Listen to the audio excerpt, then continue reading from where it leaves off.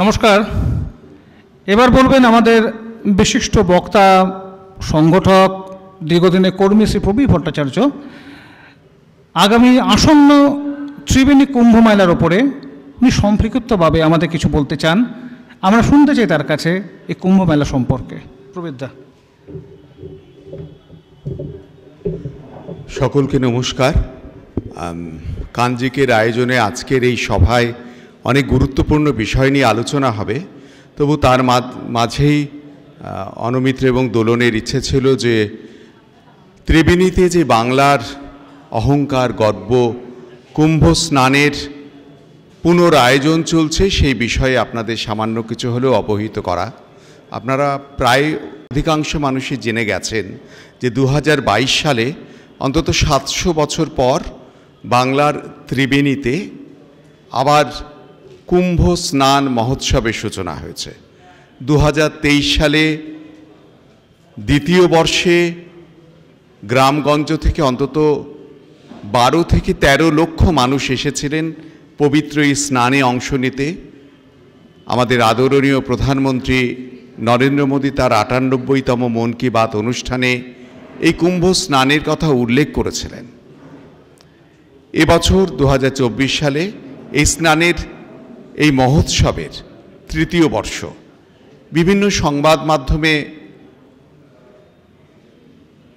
কিছু রাজনৈতিক প্রতিক্রিয়ায় এটি হচ্ছে না এরকম কিছু তথ্য প্রকাশ পাওয়ায় আমাদের মনে হলো যে আজকে অন্তত এই সভায় প্রচুর মানুষ না থাকলেও আমরা যারা আছি প্রত্যেকেই সনাতনী হিন্দু বাঙালির যে চেতনা তাতে আমরা সকলে আবিষ্ট এবং এই বিষয়ে আপনাদেরকে একটু অবহিত করা দরকার।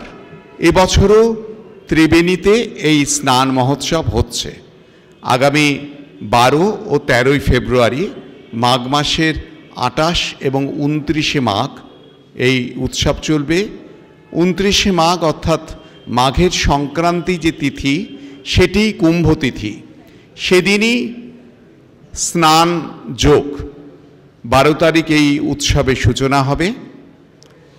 অনেকেই প্রশ্ন তুলেছেন যে 4টি জায়গাতেই তো আমরা কুম্ভ শুনে আসছি, তাহলে নতুন করে আবার ত্রিবেণীতে কুম্ভ হলো কেন? খুব দীর্ঘ পরিসরে আজকে এখানে আলোচনায় যাব না, অনেক গুরুত্বপূর্ণ বিষয় নিয়ে এখানে আলোচনা চলবে। তবু আপনাদের জেনে রাখবার জন্য বলি, শঙ্করাচার্যের আগে কুম্ভ স্নান এই শব্দটা ব্যবহার হতো না। শঙ্করাচার্যের আবির্ভাবের পর আস্তে আস্তে আমরা জানি সনাতনী উৎসবগুলো আবার অভ্যুত্থান ঘটে এবং সেই কুম্ভ স্নানেরও ঘটে। নাসিক কুম্ভ অনেক পরে, 3টি কুম্ভর পরে হয় এবং মহারাষ্ট্রের একজন সন্তর আবির্ভাবের পর সম্রাট আকবরের শাসনকালে নাসিকের কুম্ভ শুরু হয়। সেই হিসাবে নাসিক, উজ্জয়িনী, হরিদ্বার এবং প্রয়াগ এই 4টি কুম্ভই হয়। প্রয়াগে গঙ্গা, সরস্বতী, যমুনার যে মিলন ক্ষেত্র সেটি কুম্ভস্থান। আমাদের যে পুরাণ মতে ইন্দ্রের পুত্র জয়ন্ত যে অমৃত কলস নিয়ে দৌড় লাগিয়েছিল ওষুধদের থেকে অমৃতকে রক্ষা করবার জন্য, তাতে যে 4টি স্থানে কলস রাখা হয়েছিল এই 4টি স্থানই হলো নাসিক, উজ্জয়িনী, হরিদ্বার এবং প্রয়াগ। এবং কথিত আছে যে 4টি স্থানে যখন অমৃত উছলে পড়ে তখন হয় কোনো নবীর আবির্ভাব ঘটে বা সেই নদীতে অমৃত মিশে যায়, তাই সেই সময় ওই শুভ যোগটাতেই অমৃত যোগ আমরা বলি। নাসিক প্রয়াগের যে নদী, যে সঙ্গম গঙ্গা সরস্বতী যমুনা, গঙ্গা যমুনা সরস্বতী যে সঙ্গম, এটি 2টি ভাগে বিভক্ত। একটি উত্তর প্রয়াগ, একটি দক্ষিণ প্রয়াগ। উত্তর প্রয়াগ বর্তমানে যেটি প্রয়াগরাজ এবং দক্ষিণ প্রয়াগ বাংলা ত্রিবেণী। এটি শাস্ত্রে কথিত আছে, আমাদের কারো কোনো মন গড়া কথা নয়। প্রাচীন যে বাঙালি যে কাব্যগুলো আছে এবং বাংলার যে প্রাচীন যে শাস্ত্রগুলো আছে, রঘুনন্দনের প্রায়শ্চিত্ত তত্ত্ব, এই সব কিছুতেই এই ত্রিবেণী কুম্ভ স্নানের কথা উল্লেখ আছে। এবং পৌষ সংক্রান্তিতে সাধুরা গঙ্গাসাগরে এসে স্নান করে তারা 1 মাস ধরে ত্রিবেণীতে মৌনব্রত পালন করতেন এবং সংক্রান্তিতে স্নান করে যে যার আশ্রমে কুঠিয়ায় বা নিজেদের গন্তব্যস্থলে ফিরে যেতেন। এটা একটা দীর্ঘ পরম্পরা ছিল। কিন্তু সুলতানি আমলে জাফর খাঁ যখন ত্রিবেণী অর্থাৎ এই বাংলায় এখানে এসে আক্রমণ করেন এবং ত্রিবেণীর বিষ্ণু মন্দির ধ্বংস করেন এবং সেখানে একটি দরগা রূপান্তরিত করেন, তখন আস্তে আস্তে সাধুদের আসা বন্ধ হয়ে যায়, কারণ তাদের বিশ্রামের কোনো জায়গা ছিল না। ফলে আস্তে আস্তে এই ত্রিবেণীর এই স্নান যে পরম্পরা তা বন্ধ হয়ে গিয়েছে। কিন্তু ত্রিবেণী তার মাহাত্ম্য যে বন্ধ করতে পারেনি সেটা আমরা সবাই জানি। তার শ্মশান, তার গঙ্গার ঘাট, পরবর্তীকালে রামপ্রসাদ ঠাকুর ওঙ্কারনাথ বা অন্যান্য অনেক সাধু সন্তরাও বারবার ত্রিবেণী গেছেন কোনো কিছুর একটা আকর্ষণে। ওটি একটি শক্তি কেন্দ্র।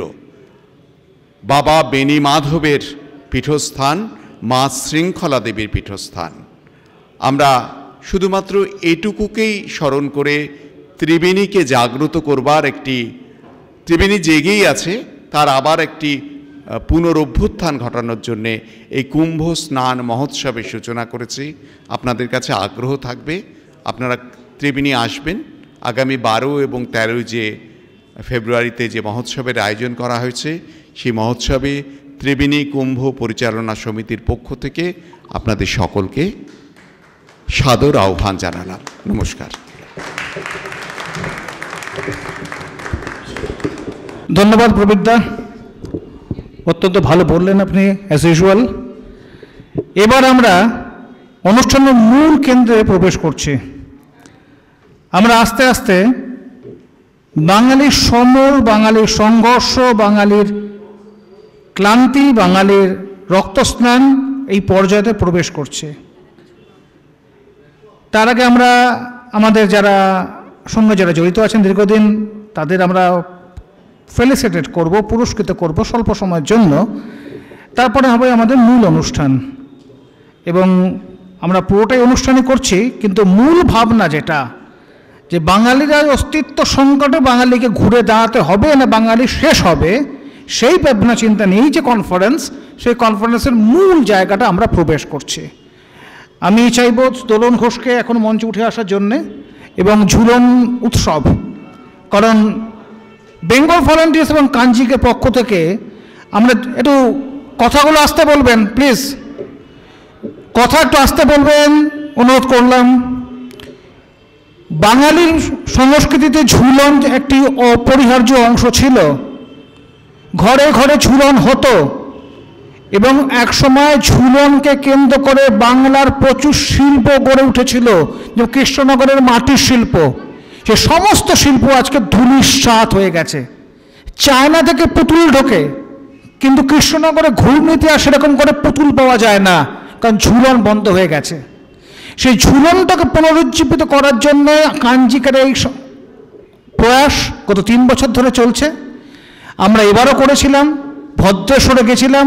ভদ্রেশ্বরের প্রাচীন মন্দিরগুলো যেখানে ঝুলন হয় কিন্তু কেউ কোনোদিন ভুনাক করে পদার্পণ করে না, সেই অঞ্চলগুলো গিয়ে সেখানে আমরা পুরস্কার বিতরণ করেছিলাম, এবং তারা অভিভূত হয়েছিলেন, এবং অঙ্গীকার আমাদের যে ঝুলন উৎসবটাকে আমরা বয়ে নিয়ে যাব। এই প্রসঙ্গে আমি দোলন ঘোষকে ডেকে নেব ঝুলন সংক্রান্তে এবং আলোচনাগুলো এবং ঘোষণা করার জন্যে। আমি সুপ্রিয় বন্দ্যোপাধ্যায়, আপনাদের কাছ থেকে একটু সময় নিচ্ছি। মঞ্চে এখন তো মূল অনুষ্ঠানটা চলবে। আজকে আমার এবং আমার সঙ্গে জয়ন্ত রায় থাকছেন। আমাদের ভূমিকাটা হচ্ছে আমরা একটা নাটক মঞ্চস্থ করব। এটা ঠিক নাটকের মঞ্চ নয়, কিন্তু তাহলেও ইচ্ছে করলে করা যায়, যে তার উদাহরণ আপনারা দেখতে পাবেন।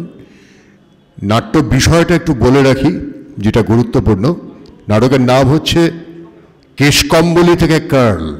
কেশকম্বলী কে? অজিত কেশকম্বলী। আমরা ধরে নিই যে তথাকথিত নৈরাজ্যবাদ, মৃত্যুবাদ, জড়বাদ, এই সবগুলি ভারতীয় দর্শনেও আমরা দেখেছি। খ্রিস্টপূর্ব 600 শতাব্দে অজিত কেশকম্বলীর কাছেই প্রথম। পরবর্তীতে আসেন চারবাক, এবং তারপর এই একই দর্শনকে আমরা সমুদ্র পার থেকে নিয়ে এসে আমাদের বুকের অন্যতম প্রধান জায়গাতে স্থান দিই, এবং তার প্রভাবে পড়ে দীর্ঘ 34 বছর এই রাজ্যটি চরম বিপদের মধ্যে দিয়ে গেছে। এই কেশকম্বলী হচ্ছেন অজিত কেশকম্বলী, কার্ল হচ্ছেন কার্ল মার্কস। আজকে নাট্য বিষয় আবার বলে দিই, communism is equal to hypocrisy. বামপন্থা মানেই তার একটাই অর্থ, ভণ্ডামি। সেটা আমরা প্রমাণ করব নাটকের মাধ্যমে। সে পর্যন্ত আপনাদের কাছ থেকে অনুমতি চাইছি। ধন্যবাদ।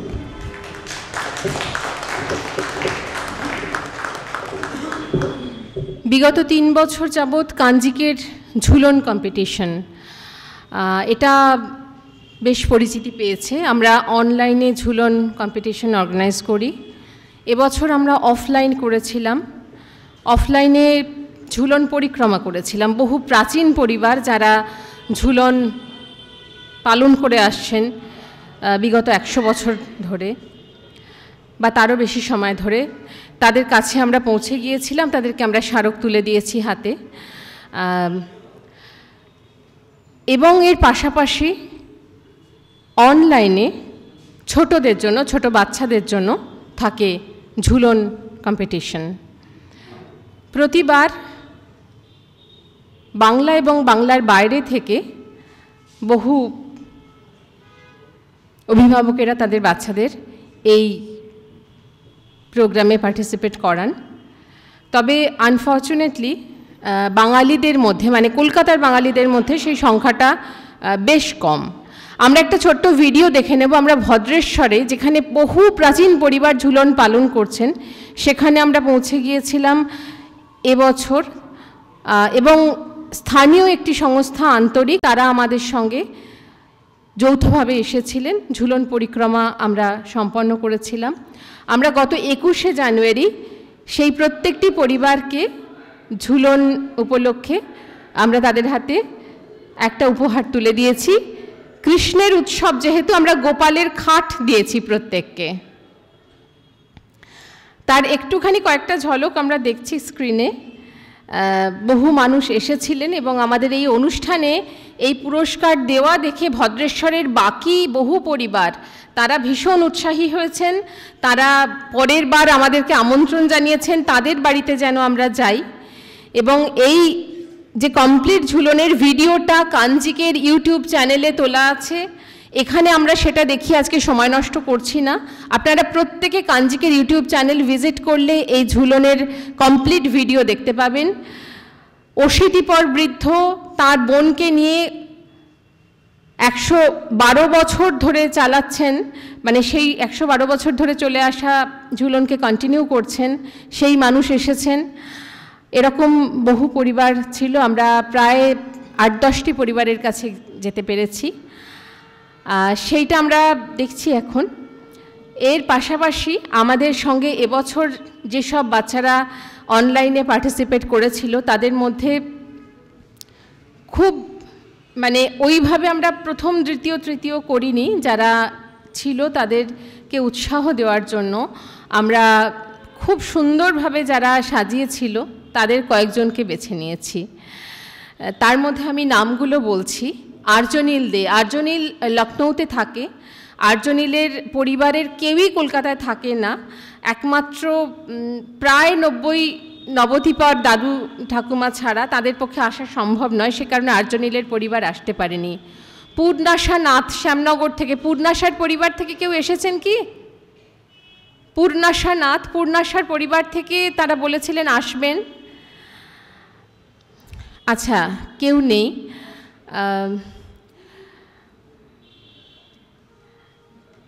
তনুশ্রী, তনুশ্রী আমাদের ঝুলনে পার্টিসিপেট করেছিল না। তনুশ্রী সেই অর্থে ছোট নয়, কিন্তু তনুশ্রী কলেজে পড়ে এবং ও খুব আগ্রহী হয়ে বলেছিল আমি এটা করতে চাই। তনুশ্রীরও আজকে আসার কথা ছিল, হয়তো আসবে পরে। অনির্বাণ দেকে অনুরোধ করব, তার ছেলে অভিরাজ দে ভীষণ সুন্দর ঝুলন করেছিল, তাকে স্টেজে আনার জন্য আমাদের মাননীয় অতিথিরা তার হাতে পুরস্কার তুলে দেবেন।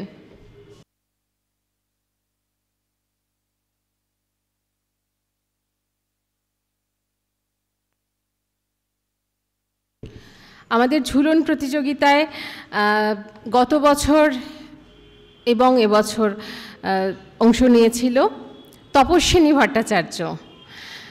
তপস্বিনী আজকে এসেছে, তপস্বিনীর মা নিয়ে এসেছে তপস্বিনীকে। এই প্রসঙ্গে একটু বলবো, আমাদের বাঙালি বাচ্চাদের বাবা মায়েরা ভীষণ ব্যাপারটাই না রিলাক্ট্যান্ট, মানে তাদের আগ্রহটা বড্ড কম। তো সে কারণে তপস্বিনীর মা কোয়েল দাশগুপ্ত, কোয়েল ভীষণ উৎসাহী হয়ে মেয়েকে প্রত্যেক বছর এটা করায়। কোয়েলকে ধন্যবাদের জন্য। কোয়েলকে বলবো তপস্বিনীকে স্টেজে নিয়ে আসার জন্য।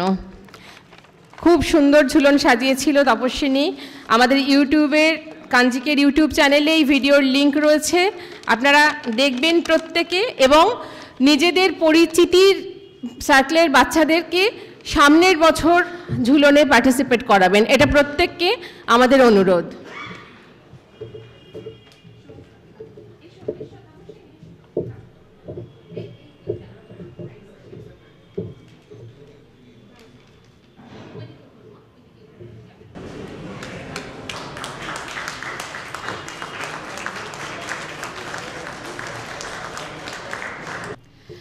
আমাদের ঝুলন প্রতিযোগিতায় অংশ নিয়েছিল উদ্ভাস বন্দ্যোপাধ্যায়। সে আজকে আসেনি, তার আসার কথা ছিল। তার বাবা মা রয়েছে, তাদের মধ্যে কেউ একজন এসে উদ্ভাসের প্রাইজটা নিলে আমরা খুশি হব, এবং ভীষণ চাইবো যে বাচ্চারা যারা পার্টিসিপেট করেছিল তারা যেন একটু তাদেরকে নিয়ে আসা হয়। এবছরটা না হোক, পরের বার থেকে অন্তত যেন তারা আসেন।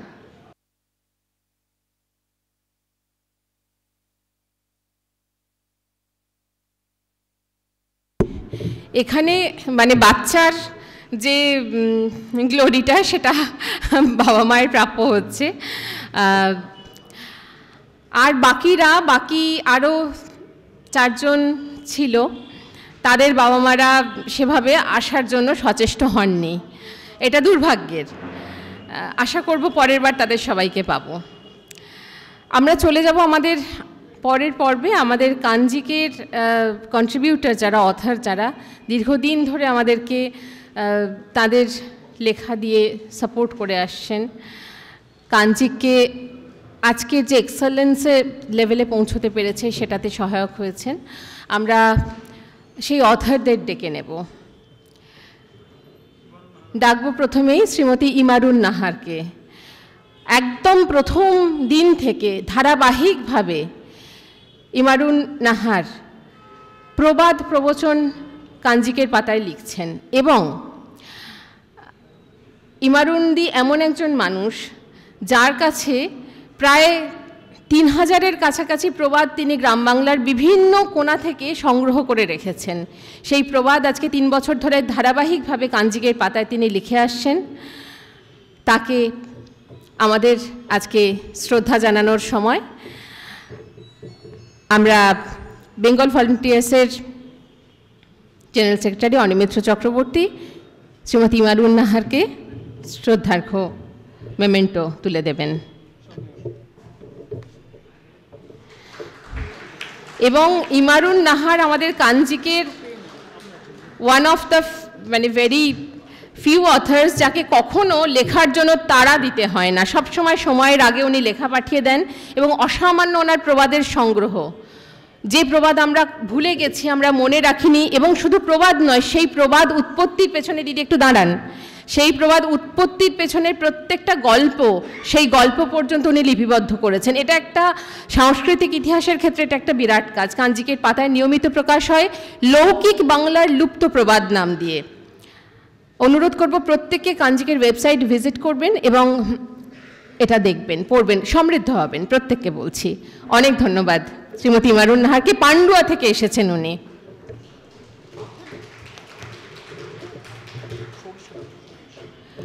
ডেকে নেব আমাদের পরের লেখক শ্রী সৌরিশ ঘোষকে।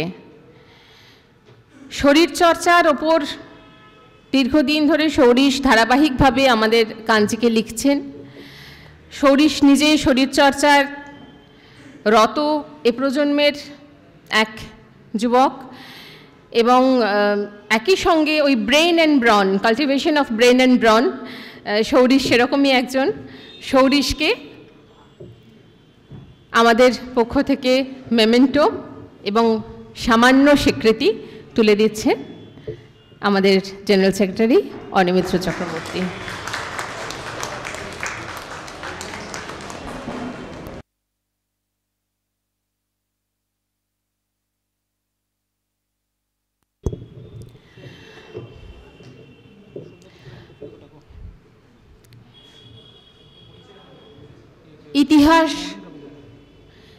ইতিহাস নিয়ে নানান কথা আমরা শুনি।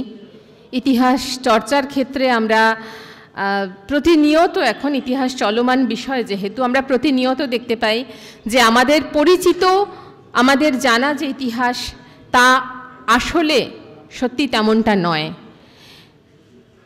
তথ্যের অভ্যন্তর থেকে সত্যকে তুলে আনা। বিজ্ঞান বিভাগের ছাত্র হয়ে কয়েকটি তরুণ নিরলসভাবে সেই কাজে ব্রতী রয়েছে। তাদের মধ্যে দুজন আজ আমাদের সঙ্গে উপস্থিত। তাদের একজনকে ডেকে নেব। প্রতীত রায় পিওর সায়েন্সের স্টুডেন্ট এবং অত্যন্ত ভালো ছাত্র। একই রকমভাবে প্রতীত ইতিহাসের লেখাতেও সমান স্বচ্ছন্দ। কাঞ্জিকের বিজ্ঞান শাখা উৎকর্ষণীতে যেমন প্রতীতর লেখা পাবেন, কাঞ্জিকের ইতিহাস বিষয়ক লেখাও পাবেন প্রতীতর কলমে কাঞ্জিক ওয়েবসাইটে। প্রতীত রায়কে আমাদের কাঞ্জিকের পক্ষ থেকে মেমেন্টো তুলে দেবেন শ্রী কৌশিক মজুমদার। শ্রী কৌশিক মজুমদার প্রতীত রায়কে, যার পেন নেম ওক হান্টার। প্রতীত রায়কে অনেকেই হয়তো সোশ্যাল মিডিয়ায় তার লেখার জন্য চিনে থাকবেন। ওক হান্টার পেন নেমে যে লেখে, কাঞ্জিকে সমৃদ্ধ করেছেন এবং আরও করবেন। এরপর ডেকে নেব আমাদের আর এক ধারাবাহিক লেখক শ্রী সুমিত্র বন্দ্যোপাধ্যায়কে, মুদ্রা গবেষক এবং ইতিহাস চর্চাকারী। অবশ্যই প্রত্নখনন নিয়ে বহু গভীর, বহু যত্নশীল লেখা ধারাবাহিকভাবে কাঞ্জিকের পাতায় তিনি দিয়ে যাচ্ছেন। এবং সুমিত্র বন্দ্যোপাধ্যায় আবারও একজন যাকে লেখার জন্য কখনো তাড়া দিতে হয় না। প্রত্যেক মাসের 2-3 তারিখের মধ্যেই যার লেখা এসে যায়। শ্রী সুমিত্র বন্দ্যোপাধ্যায়, তাকে আমাদের কাঞ্জিকের পক্ষ থেকে মেমেন্টো এবং খুব সামান্য উপহার তুলে দেবেন শ্রী মোহিত রায়, ডক্টর মোহিত রায়।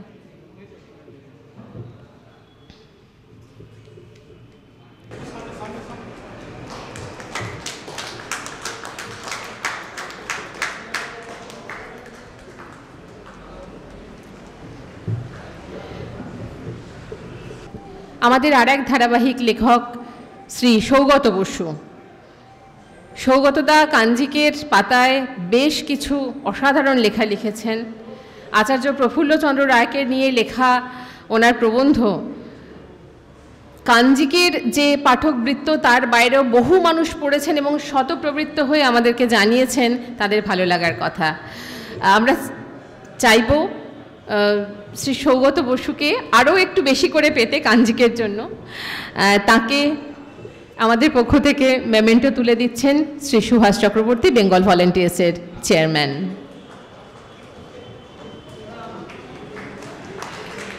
একটাই অনুরোধ, সৌগতদাকে আর একটু বেশি করে যেন পাই কাঞ্জিকের পাতায়। এটা সৌগতদাকে আমরা তার কাছ থেকে এই কথা চেয়ে নেব। ডেকে নেব আবারও সেই বিজ্ঞান বিভাগের উজ্জ্বল ছাত্রদের মধ্যে আরেকজনকে, ইতিহাস লেখনেও একই রকমভাবে কৃতি, সৌম্যদীপ বন্দ্যোপাধ্যায়কে। সৌম্যদীপ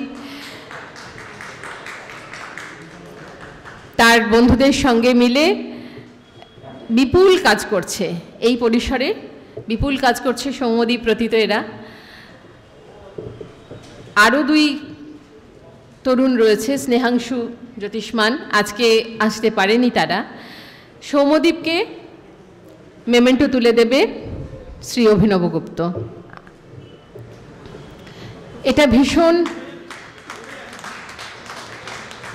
ভীষণ আলাদা করে বলার যে সৌম্যদীপ আজকে দুর্গাপুর থেকে এসেছে। কাল রাত 12টা পর্যন্ত আমাদের এই আজকের কনফারেন্সের যাবতীয় কাজ আমাদের সঙ্গে করেছে এবং আজকে ভোর 6টার ট্রেন ধরে এখানে সবার আগে এসে পৌঁছেছে। আমরা এদেরকে দেখে ভীষণ আশাবাদী হতে পারি যে না, নতুন প্রজন্ম একই রকমভাবে সক্রিয়। এবার ডেকে নেব আমাদের একেবারে ঘরের লোক, বেঙ্গল ভলেন্টিয়ার্সের অন্যতম স্তম্ভ শ্রী শ্রীমান চক্রবর্তীকে। আজকে যার লেখা আমাদের এই নতুন প্রজন্মের ছেলেদের ভীষণভাবে উদ্বুদ্ধ করছে এবং বেঙ্গল ভলেন্টিয়ার্স যার কাছে বিশেষভাবে কৃতজ্ঞ, শ্রী শ্রীমান চক্রবর্তী, তাকে মেমেন্টো এবং উপহার তুলে দেবেন শ্রী সুভাষ চক্রবর্তী।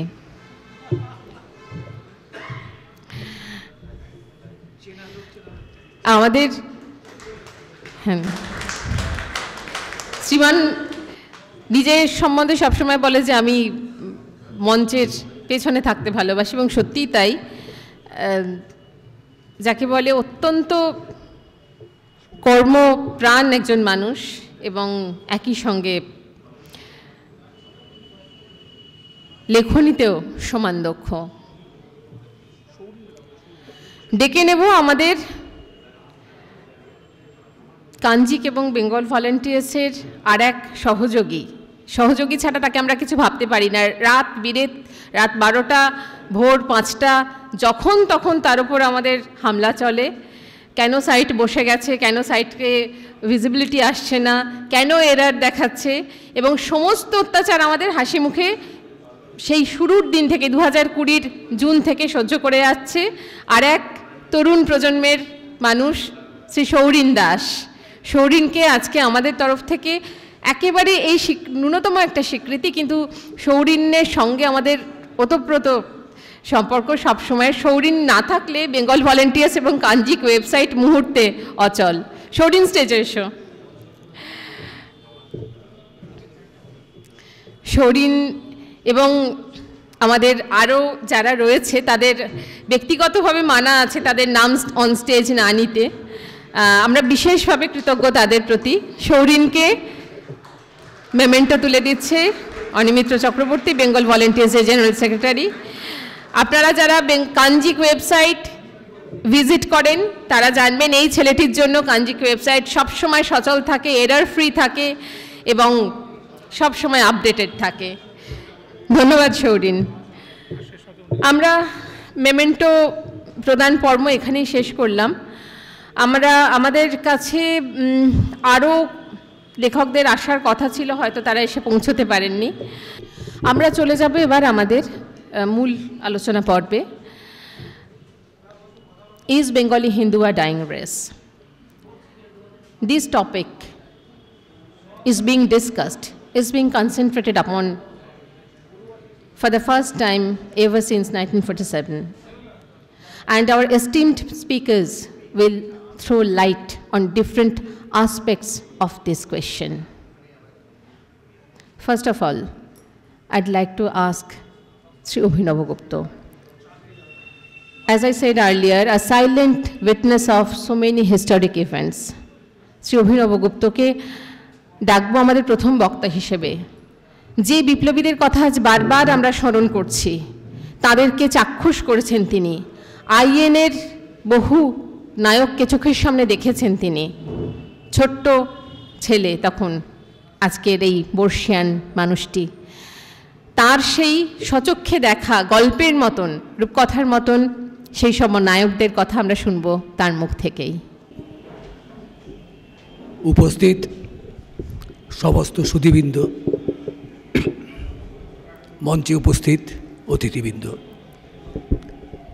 সবাইকে আমার গলাটা একটু ধরে গেছে, সবাইকে আমার আন্তরিক প্রীতি আর শুভেচ্ছা জানাচ্ছি।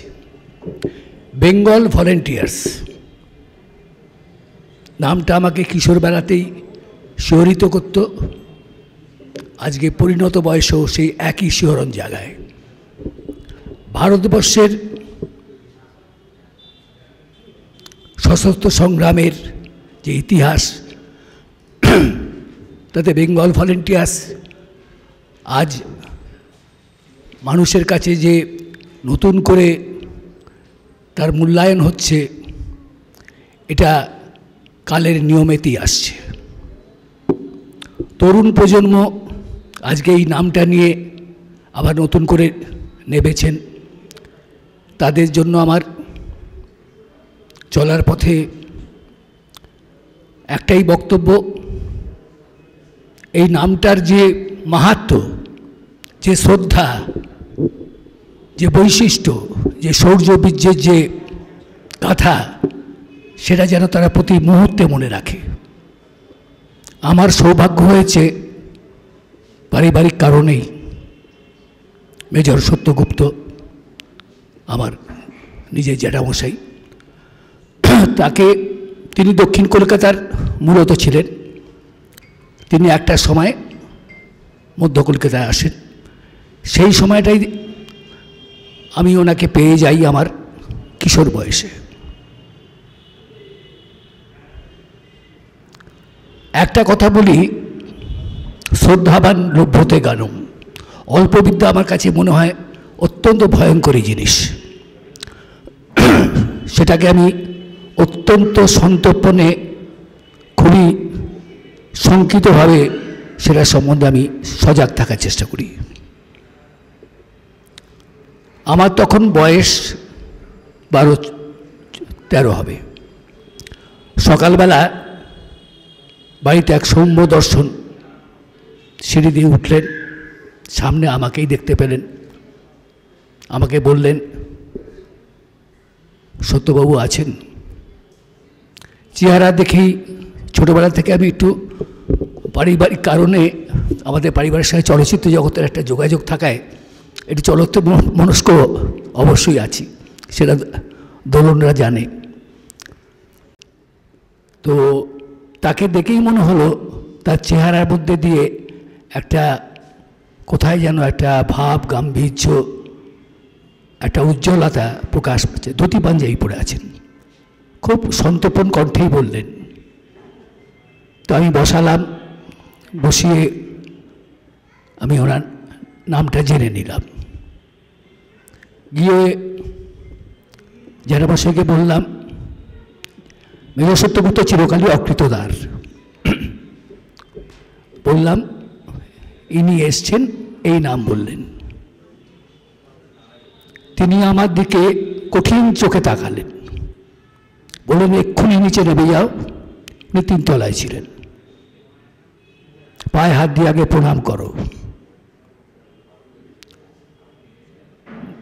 এই নামটা জেনেছ, কিন্তু উনি কে জানো? এই প্রসঙ্গে বলে রাখি, নামটা বলার আগেই, তিনি মেজর গুপ্তের চেয়ে 20 বছরের বড়।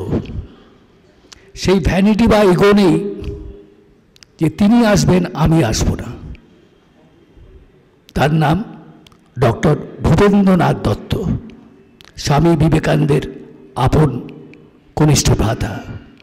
নরেন্দ্রনাথ, মহেন্দ্রনাথ, ভূপেন্দ্রনাথ। তিনিও ভারতবর্ষে বিপ্লবের ইতিহাসের এক বিশিষ্ট নাম। ভগ্নী নিবেদিতা তাকে পাঠিয়ে দিয়েছিলেন ভারতবর্ষের বাইরে। তো জীবনের একেবারে কৈশোরেতে ওনাকে দিয়ে অন্যতম, অন্যরা যে এসে গেছেন তাদের নামটাই পরে আসছি। বাড়িতে নিয়মিত যিনি আসতেন সকালবেলায়, এক অমৃতময় পুরুষ লাগতো তাকে আমার। ধবধবে ফর্সা, 6 ফিটের উপর লম্বা, ধুতি পাঞ্জাবি পরা, গায়ের রং একেবারে শ্বেতাঙ্গদের মতোই চেহারা। তার হাইটটাই বলে দিত তার যৌবনটাকে। তিনি তখন বার্ধক্যে। তিনি সকালে আসতেন এই জন্য তার চোখের চশমাটা, তখনকার দিনে তো এখন লেজার মতো এসব ক্যাটারাক্ট অপারেশন হতো না, ফলে চোখের চশমাটা খুব পাওয়ারফুল ছিল। ওই জন্য তিনি সন্ধ্যেবেলার আগে দিনের বেলা আসতেন। সত্যগুপ্ত ছিল তার অতি প্রিয় মানুষ। আমিও তাকে দিনের পর দিন দেখতে দেখতে ওই অমৃতময় পুরুষকে যেন নিজেরই একেবারে বাড়ির একটা অত্যন্ত গভীর একজন মনে হতো। তিনি হচ্ছেন, যে অভিযান তিনি করেছিলেন ভারতবর্ষের স্বাধীনতার ইতিহাসে, সে এক অনন্য সময়। যে সময় তিনি করেছেন তখন মেজর গুপ্তের বয়স হচ্ছে মাত্র 10-11, আর তিনি আসছেন প্রবীণ জীবনে তার প্রিয় সেই আরেকজনের কাছে। তিনি কে? তিনি হচ্ছেন 1914 সালে ভারতের স্বাধীনতার ইতিহাসের যে একটা উজ্জ্বলতম অধ্যায়, রডা অ্যাকশন। যারা জানেন তারা নিশ্চয়ই জানেন, আর যারা জানেন না, রডা অ্যাকশন হয়েছিল ডালহাউসিতে। রডা অ্যান্ড কোম্পানি ছিল তখনকার দিনের ব্রিটিশের অস্ত্রের ভাণ্ডার রাখার জায়গা। সেই অস্ত্রাগারের যে জায়গা ডালহাউসিতে, ভ্যানসিটাট রো, সেখানেতে সম্পূর্ণ সুকৌশলে সেখান থেকে মাউজার রিভলভার বার করে আনতে হবে। ভার পড়েছিল এই দেখা আমার কিশোর বয়সের সেই বৃদ্ধ হাই পাওয়ারে চশমা পরা সেই মানুষটি, তার নাম হচ্ছে হরিদাস দত্ত। হরিদাস দত্ত যেভাবে রড অ্যাকশন করেছিলেন তার একটা লাইনই যথেষ্ট। পরের দিন স্টেটসম্যান 1914 সালের কাগজে লিখেছিল, the greatest robbery in delight. কোনো রাত্রির অন্ধকারে নয়, দিনের বেলা গরুর গাড়িতে এক গাড়োয়ান সেজে, গায়ের রং ভুসকালো করে, নোংরা ফতুয়া, আধময়লা আঠাতি ধুতি, গলায় বিহারিরা যে ধুকধুকি পরত, চৌকো পরত, সেটা পরা, মাথায় একটা গামছা, গরু গাড়ি পৌঁছল কাস্টমসে। সেখানে ভেতরে রয়েছেন শেষ মিত্র, তিনি চালান সই করে দিলেন। সম্পূর্ণ এই যে সুকৌশলে যে বন্দোবস্ত, পাশেই দূরে লালবাজার, এমন কিছু দূরে নয়, সেইখানেতে সমস্ত গরু গাড়ি, অন্যান্য গরু গাড়িও আছে, তারা কিন্তু অন্যান্য কারণে তারা অস্ত্র নিতে এসছে, কারণ ওটা অস্ত্র বিক্রি হতো ওখান থেকে। তো শেষ গাড়িটা ছিল হরিদাস দত্ত চালাচ্ছিলেন। গরু গাড়ি এসে যখন ফ্যান্সিরা রোড দিকে সব গাড়ি বেরিয়ে যাচ্ছে, গরু গাড়িগুলো উনি আচমকা ঘুরিয়ে দিলেন মিশন রোড দিকে। মিশন রোড থেকে সেই গাড়ি, গরু গাড়ি, সাথে আসছেন জিতেন দাস হেঁটে। শুধু হরিদাস দত্ত তার শরীরে রাখা আগ্নেয়াস্ত্রটা খালি একবার সতর্কভাবে দেখে নিলেন। ব্রিটিশের চোখের সামনে দিয়ে মাউজার রিভলভার, গাড়ি ভর্তি মাউজার রিভলভার বেরিয়ে চলে এলো। একটু আগে যার নাম উচ্চারিত হয়েছে, সেই অনুপম মুখার্জি, হিন্দ সিনেমার উল্টো দিকেই যারা জানেন, মলঙ্গা লেন যেখানে আত্মোন্নতি সমিতি ছিল, যেখানে অনুপম মুখার্জির ডেরা, সেইখানে এসে পড়ল সেই গরুর গাড়ি। নির্বিঘ্নে পৌঁছে গেল ভারতের সমস্ত বিপ্লবীদের কাছে। পৌঁছে গেল কার হাতে? না, বাঘা যতীনের হাতেও, যে মাউজার রিভলভার দিয়ে বাঘা যতীন বুড়িবালামের তীরে অনন্য যুদ্ধ করে গেছেন। আমি এবার হরিদাস দত্ত কথা বলার পর আর 2-3 জনের নাম বলব। একজন হচ্ছেন রসময় সুর, তিনি বিনয় বাদল দীনেশের যে রাইটার্স বিল্ডিং অভিযান, তার অন্যতম পেছনের এক কাণ্ডারি। আরেকজন হচ্ছেন বিপ্লবী সুপতি রায়, যিনি ঢাকায় লোবানকে বিনয় বোস যখন হত্যা করেছিল, তাকে কি আশ্চর্য কৌশলে কখনো মুসলিম জমিদার, কখনো চাষি সেজে যাকে নিয়ে এসে কলকাতায় পৌঁছে দিয়েছিলেন। নেতাজি ওনাকে বিনয় বোসকে আয়ারল্যান্ডে পাঠাবার বন্দোবস্ত করেছিল, কারণ তার মাথার দাম তখন প্রচুর। সেখানেতে বিনয় বোস পরবর্তী অ্যাকশনের জন্য প্রার্থনা করল।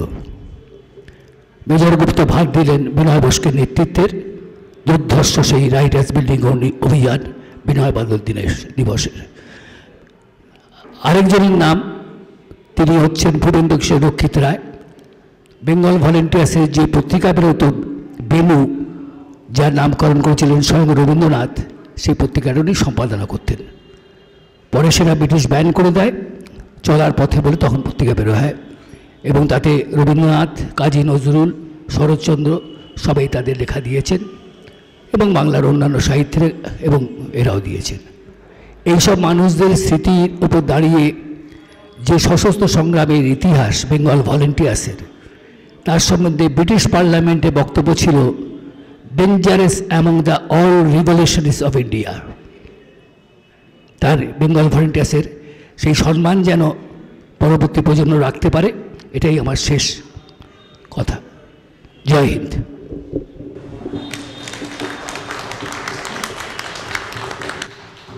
অসাধারণ, অসংখ্য ধন্যবাদ অভিনববাবুকে। তিনি সাক্ষাৎ দ্রষ্টা, সাক্ষাৎ স্রষ্টা এবং সাক্ষাৎ প্রত্যক্ষদর্শী সেই যুগের, সেই রেভলিউশনে বেঙ্গল ভলেন্টিয়ার্স যারা ব্রিটিশ সাম্রাজ্যবাদকে কাঁপিয়ে দিয়েছিল।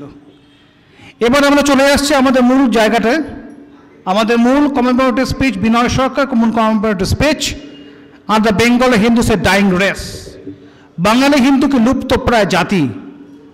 এই প্রসঙ্গে আমি প্রথম আহ্বান করব ডক্টর মোহিত রায়কে তার বক্তব্য রাখার জন্য, বিশেষত ডেমোগ্রাফিক ইনভেশন ফ্রম বাংলাদেশের উপর থেকে। মোহিত দা। শুভ সন্ধ্যা। কাঞ্জিক এবং বেঙ্গল ভলেন্টিয়ার্সকে ধন্যবাদ। আমি একটু অন্যভাবে বলবো, খুবই কম সময় বলবো। সেটা হচ্ছে যে আমরা বিভিন্ন রকমের চর্চা করছি, সংস্কৃতি চর্চা করছি এবং অনেক কিছু নতুন করে শিখছি, কিন্তু আমাদের হাতে সময় খুব কম। আমি একটা মার্কসেরই কোটেশন দিই, তাকে ভালো না লাগলেও। তার একটা কথা ছিল যে philosophers have explained the world many times, many ways, but our task is to change it. তো আমাদের কাছে পশ্চিমবঙ্গ, বাঙালি হিন্দু একটা শেষ পর্যায়ে এসে পৌঁছেছে। দেখবেন কয়েকদিন আগে ভারত সরকার টাঙ্গাইল শাড়ির জিআই পেয়েছে, জিওগ্রাফিক এতে যে পাওয়া যায়। কেন পেয়েছে? বাংলাদেশে খুব চেঁচামেচি হচ্ছে যে টাঙ্গাইল হচ্ছে বাংলাদেশে আর তার জিআই পাচ্ছে ভারত। এ কি আশ্চর্য ব্যাপার! আশ্চর্য ব্যাপার নয়, কারণ টাঙ্গাইলের তাঁতিরা, হিন্দু তাঁতিরা, তারা পালিয়ে চলে এসেছে, তারাই ফুলিয়াতে টাঙ্গাইল শাড়ি তৈরি করছে। পুরো বাঙালি জাতিটাই আজকে এই সংকটে আছে। আজকে এই বাঙালির পরিচয়টা, এখানে আমাদের এখন বাঙালি হিন্দু বলতে হচ্ছে, কিন্তু বাঙালি হিন্দুই যে বাঙালি একমাত্র, এটাই আমাদের জিআই। এটাকে আমাদের পুনরুদ্ধার করতে হবে। মনে রাখতে হবে যে ভাষা আমাদের এখানে যে সম্পূর্ণ মিথ্যেটা চলে। এই কয়েকদিন পরে 21শে ফেব্রুয়ারি হবে। 21শে ফেব্রুয়ারির সঙ্গে বাঙালি হিন্দুর কোনো যোগ নেই। 21শে ফেব্রুয়ারি মাতৃভাষার সংগ্রামও নয়, ওটা রাষ্ট্রভাষার সংগ্রাম। বাংলাদেশে আমাদের এখানেও খুব অত্যন্ত হয়, শ্রদ্ধেয় ভাষাচর্য হিসেবে চলেন শহীদুল্লাহ, অবশ্যই পণ্ডিত লোক। তার প্রচেষ্টাই ছিল যে সংস্কৃতের সঙ্গে বাংলার কোনো যোগ নেই, এবং তিনি ওই যখন এইসব ভাষা আন্দোলন তৈরি হচ্ছে বাংলা ভাষার, তিনি বলেছেন, এগুলো কিন্তু রেফারেন্সড, এমনি কোনো রকম এতে মাঠের বক্তৃতার মতো বলছি না, সবই রেফারেন্স, আমি সাধারণত কখনো বলি না। তিনি বলেছেন যে পাকিস্তানের জাতীয় ভাষা হওয়া উচিত আরবি, সেটাই আমাদের সবচেয়ে পবিত্র ভাষা, সেটাই হওয়া উচিত। যেহেতু আপাতত সেটা করা সম্ভব নয়, সেজন্য বাংলা করতে হবে। এবং মনে রাখবেন, বাংলাদেশে পূর্ব পাকিস্তানের যারা বাংলার সমর্থক ছিলেন, তারা এই জন্যই চেয়েছিলেন যে তা না হলে তাদের চাকরি বাকরি হবে না। আলাদা করে বাংলা টাংলার ওপর তাদের কোনো কিছু ছিল না। 1954 সালে পাকিস্তানে অনেকগুলো ভাষা ছিল, পাঞ্জাবি বলুন, সিন্ধি বলুন, বালুচ বলুন, পাঞ্জাবিতে তো অনেক ভালো ভালো লেখাও হয়েছে। পাকিস্তানে 1954 সালেই দুটি রাষ্ট্রভাষা গৃহীত হয়ে যায়, উর্দু এবং বাংলা। আপনাদের একটু যদি দেখেন পুরনো পোস্টকার্ড দেখবেন, পাকিস্তানের টাকা দেখবেন, এবং ওই 1954 সালেই ওই বাংলা ভাষার আন্দোলন অমুক তমুক সব শেষ হয়ে যায়। হওয়ার আর কোনো দরকার নেই, কারণ বাংলা সব জায়গায় সরকারিভাবে স্বীকৃত। তারপর যা মূলত হয়েছে বাংলা নিয়ে, তা পাকিস্তান সরকার বাংলায় যেখানে বেশি হিন্দুয়ানি হচ্ছে, রবীন্দ্রনাথ হচ্ছে, এইসব করেছেন, বাংলা ভাষার কোনো কিছু হয়নি। করাচিতে ইউনিভার্সিটিতে বাংলা ভাষা অনেক প্রথম থেকেই ছিল। সুতরাং এমনকি বাংলাদেশের জন্য যে আন্দোলন হয়েছিল, 6 দফা আন্দোলন, তার মধ্যে কোথাও বাংলা ভাষা, বাংলা সংস্কৃতি, সেকুলারিজম এসব কিচ্ছু ছিল না। বাংলাদেশ তৈরি হয়েছে 1940-এর লাহোর প্রস্তাব অনুযায়ী। লাহোর প্রস্তাবে পাকিস্তান কথাটাই ছিল না, তাতে বলেছিল ভারতের থেকে মুসলিম প্রধান জায়গায় কয়েকটা ইন্ডিপেন্ডেন্ট মুসলিম স্টেট হবে। এবং বাংলাদেশের অন্যতম গুরুত্বপূর্ণ মানুষ, পাকিস্তানের কিছুদিনের জন্য প্রাইম মিনিস্টার হয়েছিলেন আবুল মনসুর আহমেদ, ময়মনসিংহের মানুষ, তার অত্যন্ত ভালো লেখা আছে, খুব সরল লেখেন। সবচেয়ে গুরুত্বপূর্ণ, তিনি ভারত সরকারকে ধন্যবাদ দিয়েছেন যে ভারত সরকার লাহোর প্রস্তাবকে বাস্তবায়ন করেছে। সুতরাং বাংলা ভাষা, বাঙালি, এগুলোকে তাহলে কে বাঙালি প্রশ্ন করতে হবে। অস্ট্রেলিয়ানরা ইংরেজিতে কথা বলে, তারা কি ইংরেজ?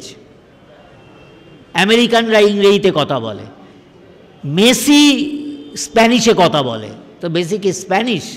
ভাষা দিয়ে জাতি হয় না, জাতি, এটা রবীন্দ্রনাথই লিখে গেছেন, জাতি মাতৃভাষার সঙ্গে তার একটা স্থান চাই, আর চাই তার সাংস্কৃতিক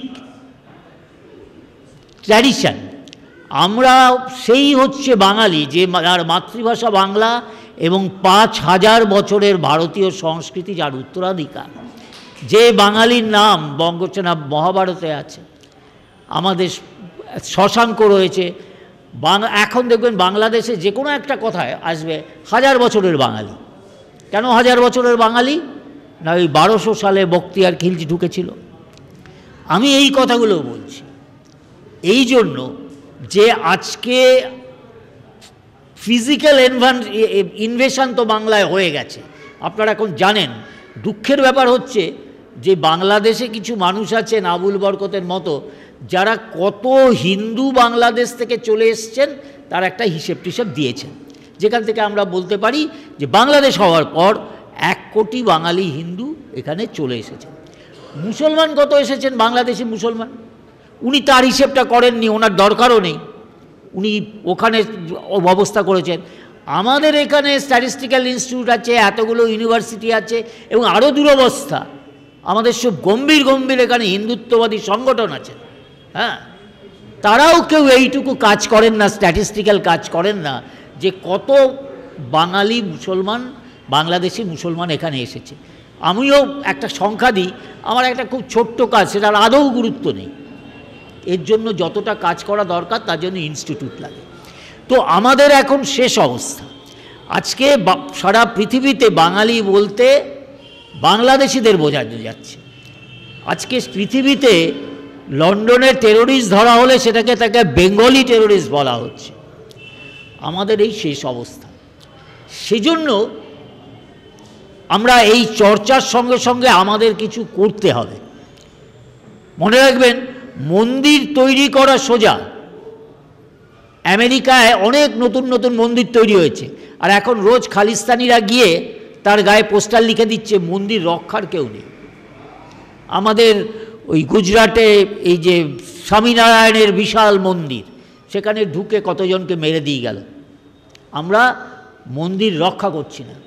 পুজো করাটা সবচেয়ে সোজা কাজ, আপনি এসে পুজো করছেন, কারো আপত্তি নেই, কিন্তু তার থেকে যদি আপনি কোনো কিছু কাজ করেন, আজকে ত্রিবেণীতে, পশ্চিমবঙ্গে, বাংলাদেশেও 400 বছরের বেশি পুরনো কোনো মন্দির নেই, মসজিদ আছে।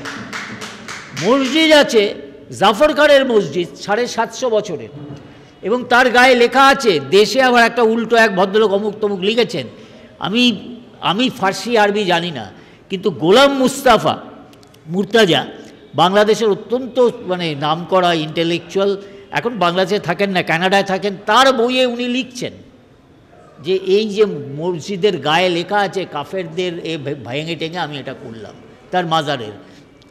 তো আমরা যদি জাফর খানের মসজিদ পশ্চিমবঙ্গ থেকে না সরাতে পারি, আবার বলছি আমি সেই মসজিদ বা কোথায় বলছি যেটা অন্য কিছু ভেঙে হয়েছে, তা না হলে কিন্তু আমরা আমাদের নিজেদের অস্তিত্ব রাখতে পারবো না। এবং আরও মুশকিল হচ্ছে, আমরা সেই সব ব্যাপারে অনেক সময় অপেক্ষা করে আছি আদালত, যেমন রাম মন্দির। রাম মন্দির তো কে করেছে?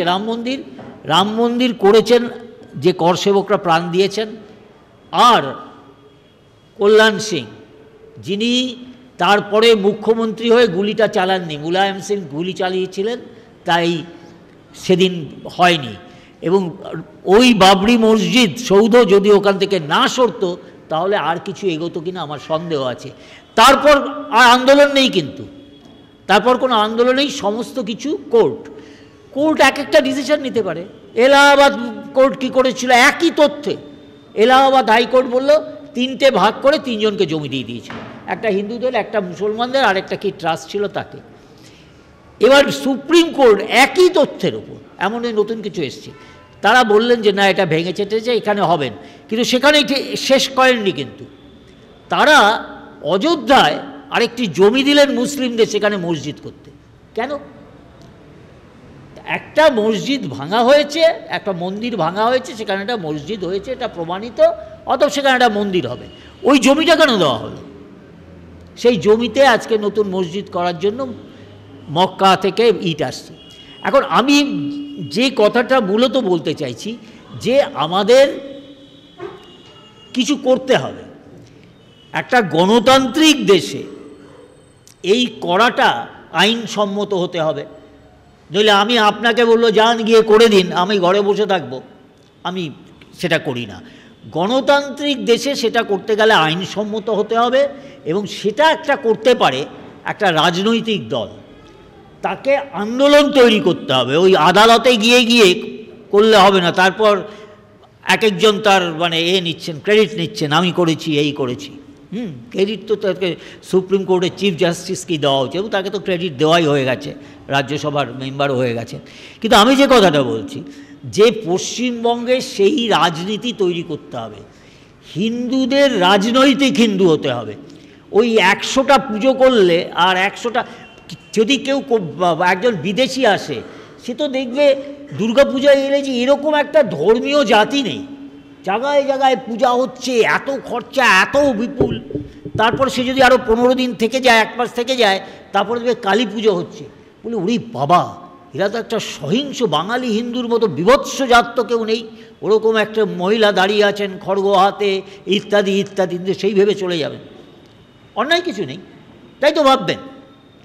সুতরাং আমাদের, এবং আপনারা যদি শ্যামাপ্রসাদ মুখোপাধ্যায়ের ভাষণ পড়ে যান, দেখবেন তার ভাষণে হিন্দু মহাসভার অ্যাক্টিং প্রেসিডেন্ট হিসেবে যা ভাষণ দিচ্ছেন, সেখানে ওই সব বড় বড় ধর্মশাস্ত্রের কথা, অমুক গুরু তমুক গুরু, কারো নামটাম কিচ্ছু নেই।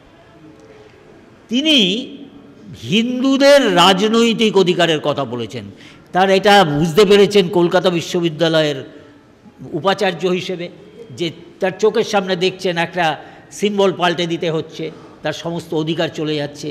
তো আমাদের রাজনৈতিক হিন্দু হতে হবে, এবং এখানে যারা রাজনৈতিক হিন্দুর পতাকা বহন করে চলেছে তারা সব সময় সেই হিন্দুত্বের কাজটা ঠিক মতন করছেন। তারা আমাদের, এখন কাউকে দোষ দিয়েছিলাম, আমাদের সেখানে হস্তক্ষেপ করে যেরকমভাবে করতে হয় আমাদের সেখানে দায়িত্ব নিতে হবে, এবং সেরকমভাবে, নইলে ধরুন বাঙালি উদ্বাস্তুদের সর্বনাশ হচ্ছে বলে শ্যামাপ্রসাদের এই নেহরুর ক্যাবিনেটে দুজনই মাত্র বাঙালি পূর্ণমন্ত্রী ছিলেন, শ্যামাপ্রসাদ মুখোপাধ্যায় আর কংগ্রেসের কৃষ্ণনগরের ক্ষিতীশচন্দ্র নিয়োগী। দুজনই পদত্যাগ করেছিলেন যখন নেহরুর লিয়াকত চুক্তি হলো। বাঙালি হিন্দুর কথা ভেবে, বাঙালি উদ্বাস্তুদের কথা ভেবে তারা পদত্যাগ করলেন। শ্যামাপ্রসাদ নয় কমিউনাল, ক্ষিতীশচন্দ্র নিয়োগীও করেছিলেন কংগ্রেসের এমপি। কিন্তু আজকে আমাদের 18টা এমপি তারা বাঙালি হিন্দু উদ্বাস্তুদের জন্য আজ পর্যন্ত সিএটা চালু করতে পারল না। সুতরাং আমাদের সামনে একটা খুব ভয়ঙ্কর ভবিষ্যৎ করছে। সেই ব্যাপারে আমাদের রাজনৈতিকভাবে সক্রিয় হতে হবে, রাজনৈতিক দলের সেরকমভাবে ভূমিকা নিতে হবে এবং পশ্চিমবঙ্গের বিষয়টিকে সবসময় সামনে রেখে কথা বলতে হবে। কারণ মনে রাখতে হবে, কালকে যদি গুজরাটে বিজেপি হেরে যায়, আরেকটা সরকার আসে, কিছু আসে যায় না। এটাই ভারতীয় গণতন্ত্রের স্ট্রেংথ, যে একটা কেন্দ্রে একটা সরকার আছে, বিভিন্ন রাজ্যে সরকার পাল্টে যাচ্ছে। সারা মনে রাখবেন, মানব সভ্যতার ইতিহাসে 25টা ভাষাভাষী দেশ গণতান্ত্রিকভাবে একসঙ্গে আছে, তা মানব সভ্যতার ইতিহাসে হয়নি। এটা আমরা করতে পেরেছি, তার কারণ আমাদের ভারতীয় সংস্কৃতির মধ্যে এই বহুত্ববাদী বিষয়টি আছে। দেখুন না, ইউরোপেও তো একই, ভারতের মতোই এতগুলো ভাষা রয়েছে, তারা একটা দেশ করতে পারছে না। কিন্তু এর মধ্যে পশ্চিমবঙ্গ আলাদা, তার কারণ পশ্চিমবঙ্গে আজকে যদি একটা রাজনৈতিক শক্তি তার জায়গা না করে নিতে পারে, প্রতিদিন আমরা বাংলাদেশ হয়ে যাচ্ছি। এখানে গণতন্ত্রের ব্যাপারটা চলবে না। আমি আবার মার্কস দিয়েই শেষ করি, জানি অনেকে খুব রেগে যাচ্ছেন, কারণ মার্কস একটা কথা বলেছিলেন, আমি তার সঙ্গেই মানবিকতা দেখাতে পারি যে মানবিকতা বোঝে, সবার সঙ্গে নয়। তো যারা গণতন্ত্র বোঝে না, যাদের কোনো কিছুতে গণতন্ত্র নেই, তাদের সঙ্গে কিভাবে কাজ করা যায় সেটাও ভাবতে হবে। এটা একটা যুদ্ধ, যেটা আমি অনমিত্রকে দিই, ধন্যবাদ দিই। ও বারবার এই যুদ্ধ বিপ্লবীদের কথা বলে আমাদের, সেটা গণতান্ত্রিক একটা ব্যবস্থায় কিভাবে করা যাবে সেই ব্যাপারে ভাবতে হবে। সবাইকে ধন্যবাদ, নমস্কার।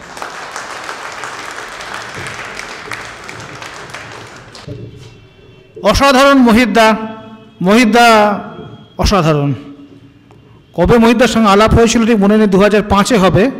বসিরহাটের সেই উদ্বাস্তু কনফারেন্স, তৎকালীন বামফ্রন্টের আমলে যারা তখন ছিলেন বা তারা জানেন না, তখন কিন্তু একটা হৈ রয়ে ফেলে দিয়েছিল। বহু সংগঠন তখন এসেছিলেন। ইনফ্যাক্ট সেই সময় থেকে আমার সঙ্গে আমাদের পরবর্তী বক্তা শ্রী সুভাষ চক্রবর্তীর পরিচয়। সুভাষদা বেঙ্গল ফাউন্ডেশনের চেয়ারম্যান, দীর্ঘদিনের উদ্বাস্তু নেতা, নিখিলবঙ্গ নাগরিক সংঘের সাধারণ সম্পাদক এবং পশ্চিমবঙ্গ হিন্দু মহাসভার রাজ্য কমিটির সভাপতি। ওই যে হিন্দু মহাসভা করে ঘুরে বেড়াচ্ছে সেটা হিন্দু মহাসভা না, হিন্দু মহাসভা এখানে দাঁড়িয়ে রয়েছে তার।